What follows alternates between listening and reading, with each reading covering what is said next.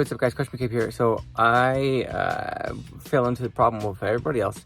And I'm looking for how to replace the blend door actuator motor, but it's the recirculation door. Not the one under the dash, not the hot and cold, the one that controls the recirculation. All right, so here's the blend door, well, recirculation door actuator motor that I'm trying to get to. So there's one above the dash, which you've probably seen videos for, but there's one right there, oh, right there. There are 2 bolts. So I'll get my hand in there. There are 2 bolts. There's one here, and there's one you can barely just see off camera right there. Right? There's a knob that goes up in here, and the wire sticks down in there. So this, sometimes the little black knob drops down into the fan and doesn't allow it to work. Let's see what's wrong with this one. It's actually not that hard to get to. So I take the fan off underneath here. Took the fan off here in the corner. This little gear tends to break off for some reason and fall in there. My door wouldn't move, so I don't know what's going on, so I took it apart. There's no screw up here, and there's one close to you, so you can barely see it, but I was able to get in there and take that off. Now the door moves freely, and I wanted to double check this motor, so I popped the top off. I wanted to see if it was broken, because when I hit the recirculation, nothing would happen. I think maybe these pins aren't touching. That could be the reason, because when I would turn it on, you would hear nothing. I'm gonna plug it in and test it here, but I just want to see if the motor was working, and this gear's gonna pop up a little bit. But if I just test it with a 9-volt battery, you will see that it moves. Everything's good. It goes forward, go this way. If I can get it to go backwards, it goes backwards. So the motor's not jacked.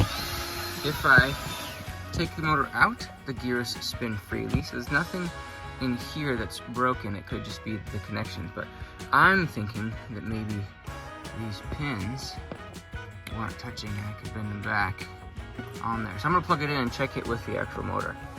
All right, so I plugged it back in. Here, go ahead, turn the car on, Caden. He's gonna hit the recirculation button to see if it's moving. Make sure it's on the way, see if it does anything. Look at that. Okay, hit the recirculation door. Hit it off. That button. Top right hand corner. On. Okay. Okay.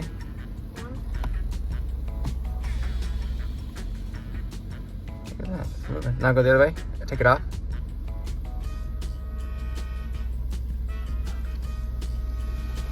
Okay, push it on. Easy. All right, turn the car off. So, for some reason, the door gets stuck and nothing is happening. I'm thinking these 2 contacts are not making contact. So I'm gonna bend them out a little bit so it definitely hits, put it back on and see if the door works. Okay, interesting. So I don't know if you can see this, but these two clips, they actually interlock. One goes into the other one. I don't zoom in enough. One goes into the other one like a little saddle. One of them, this left-hand side one, they were not clipped together. That one was, but these were just 2 separate. So I could give you like one is shaped like a hook, and the other one hooks into that, right? So one is a hook and the other one hooks into that to keep them from spreading out. And they were not hooked together. I'm thinking that maybe the motor shifted a little bit and it just was not getting contact right there. So I'm gonna put it back in and see now if my door works. This would be much better than having to order a new part, which I was gonna do, but since it's working, it should be okay. Now, this guy a little breaks off. He seems pretty strong. I can assume that something gets stuck in there or jammed and it breaks the gear, because this is a pretty torquey motor. But I'm just gonna hold it in place in there and see if it turns the door. Okay, so I'm holding the motor. He turned it on. Okay, hit recirculation. Door moves up.